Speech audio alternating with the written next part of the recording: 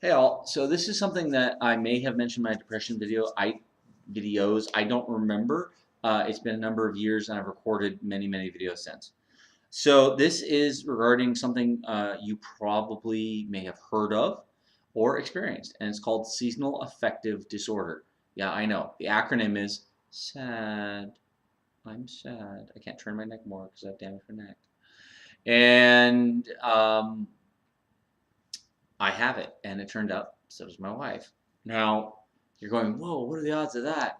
Well, pretty high. 1 in 2 people, 50% of the human population, 50, suffer seasonal affective disorder. And it's one of the reasons why we've had a lot of problems. We've argued and fought a lot over the winter. And we're like, hey, it's summer, we're feeling better. Oh, we're not fighting as much. We're happier people. Oh, so seasonal affective disorder is pretty bad up here. It's about 9 months, between 7 and 9 months out of the year. It's gray as fuck. And as I told you, I live on near the north side of the I-95 loop in Massachusetts, in the Boston area, and yeah, gray as fuck. We're 9.5 miles from the ocean, so all that weather just comes right in. And if you have it, don't move northerly. Really, I don't know if like places like Minneapolis are okay, or Montana are okay, but places like Boston, places like Maine, Portland, Maine, which we went up to in winter, and it was freaking depressing as hell. But we were up there the other weekend and we loved it. I've lived in Portland, Oregon. It was terrible for me. 9 months out of the year, I just felt like shit.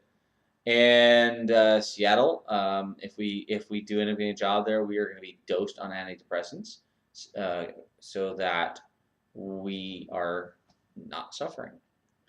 And this is part of the reasons why we're moving south to a lower latitude, is to ameliorate this problem. I don't think I would personally survive another winter. It got really close there a few times. And my wife knows this, and it's one of the reasons why we will be leaving either this year or next. And one of many. If we had great money, and healthcare wasn't a pain in the ass to get, and we had a dog, and yada yada yada, we would probably not be leaving. But we are, and yeah. So, what else am I thinking? Oh yeah, if you have it, get checked out. There's things you can do. You can take vitamin D, you can exercise, you can take uh, antidepressants, doctor prescribed. You can get special lights, but the truth is that there really isn't much you can do. Um, fall, winter, and spring induced depression. Just late, and at least in southerly latitudes, more like late fall through early spring. And I think that we could deal with between 4 and 5 months of this, like we were used to in Reno, but not necessarily uh, 7 to 9 months of this. That's quite a bit of a difference. It's been a lot sunnier here in the North Shore area for a number of weeks, and we have felt it. We have just been happier, even though I work inside 3 days a week and my wife works inside 5 days a week. We have noticed, and it's been better.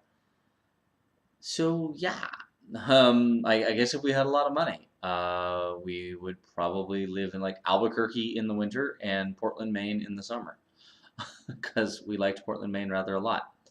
But hey, anybody want to give us $10 million? We can live out our dream of not being affected by this disorder.